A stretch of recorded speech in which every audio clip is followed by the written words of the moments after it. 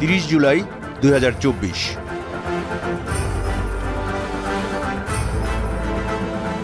কোটা সংস্কার আন্দোলনে নিহতদের স্মরণে এবং বিচার চেয়ে বিভিন্ন শিক্ষা প্রতিষ্ঠানের শিক্ষক শিক্ষার্থীরা মুখে লাল কাপড় বেঁধে মিছিল করেন আজ।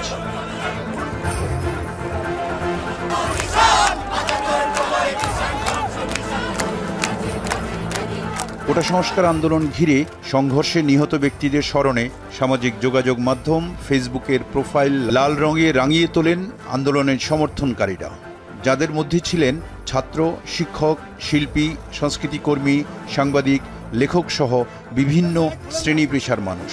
অপরদিকে আন্দোলন বিরোধী এবং সরকার সমর্থকরা তাদের ফেসবুক প্রোফাইল কালো রং জুড়ে দেন।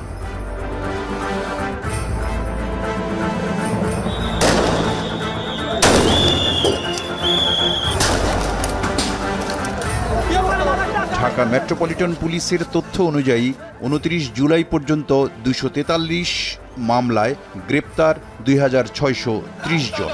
গণমাধ্যমের তথ্য মতে এদের মধ্যে 2284 জন অর্থাৎ 87% কোনো রাজনৈতিক পরিচয় নেই।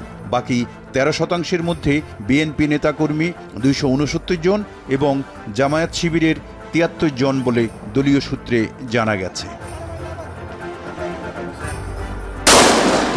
সুষ্ঠু পরিবেশ নিশ্চিত করার লক্ষ্যে ডিবি হেফাজতে থাকা সমন্বয়কদের মুক্তি বা আটক দেখানো এবং আন্দোলনকারীদের উপর গুলি না চালানোর নির্দেশনা চেয়ে রিটের শুনানি আজ হবার কথা থাকলেও তা হয়নি। বিচার বিভাগের প্রতি রাষ্ট্র ক্ষমতার ন্যাক্কারজনক হস্তক্ষেপের কারণে এমনটা ঘটেছে বলে বিভিন্ন পেশার মানুষ বিভিন্ন মাধ্যমে তাদের প্রতিক্রিয়া জানান। বাচ্চারা তো ডাক দিয়েছে রাস্তায় নামা, এদেরকে তো আবার গুলি করবে, আমরা কি কিছু করতে পারি না? এই একটা প্রশ্ন থেকে একজন আইনজীবী হিসেবে দায়বদ্ধতা থেকে আমরা এসেছি।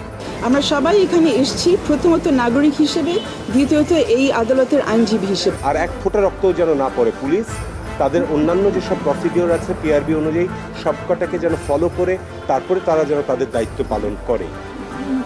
এবং এই 6 জনকে আমাদের সরকারের ভাষ্য অনুযায়ী যে তাদেরকে অ্যারেস্টও করা হয়নি, তাদেরকে ডিটেইনও করা হয়নি, তাহলে তাদেরকে ওখানে আটকে রাখা হচ্ছে কিসের জন্য?